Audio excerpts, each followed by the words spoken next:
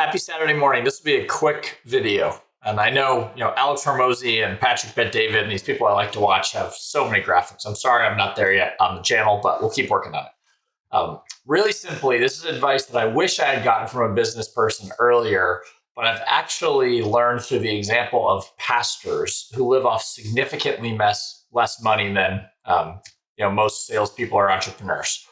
And the learning for me has been very simple.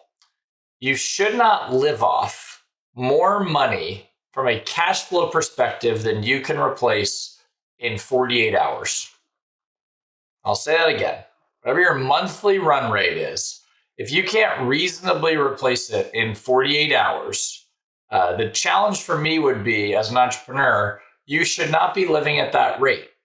I know a lot of people who have money tied up in real estate buildings or their house or venture capital or an entrepreneurship through acquisition fund or whatever it might be, that they can't access that money, or accessing that money at the wrong time would significantly reduce the valuation. You don't want to liquidate the equity in a house in a down market like 2008. You don't want to, have a bunch of money in a venture capital company and sell it for pennies on the dollar to someone because you need 10% of that cash value right now. So needing cash short term is always a liability towards the long-term asset value of things. And most of the money, like Tillman Fertitta or Mark Cuban or all these people that are very successful, it's interesting to learn from them. They like to buy stuff when it's cheap. Especially Tillman's restaurant story is fascinating. So the learning for me has been, I know lots of agency owners that might make $200,000 or $300,000 a year when things are good. They build a $30,000 a month SEO business. Things are rolling. Then you have something like Perplexity comes out, messes up SEO. Suddenly that $30,000 a month reduces to $5,000 a month.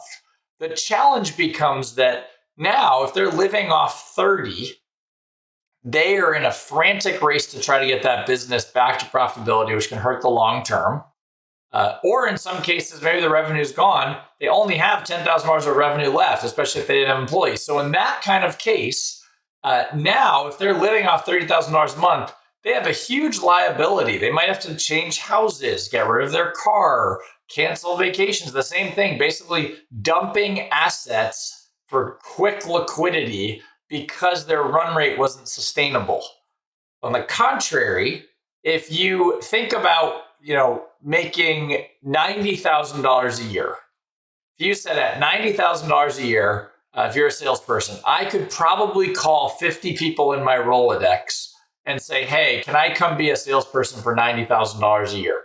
You might be making $250,000, but safely, most people have employees in their businesses making, some amount of money, like selling, where you could jump in and say, hey, do you think I could make that amount of money? Or could I at least have commission towards that amount of money in the short term? The problem, if you're living off $200,000 or $300,000 or $400,000 a year, is there is no one you can call to ask for that amount of money in a job. So you can build up to it. You'll see people in insurance or self-storage or media companies, whatever it might be, that might be making that kind of money. But that took years to build up those cash flows. So in the very, very short term, rushing to have to call that person and say, I want a $200,000 job because that's my standard of living isn't possible. So the alternative is to say you're going to live off what you can actually replace. And in the beginning of your career, when you're right out of school, that might be $50,000. Might be, you can find a $50,000 job, because being a police officer or working a retail job, wherever it might be, like an entry-level job would be possible. As you go up, if you're a private equity-backed CEO, which I'm not, I don't know how that world works, but I'd imagine maybe those numbers become more sustainable if you could bank on making more money.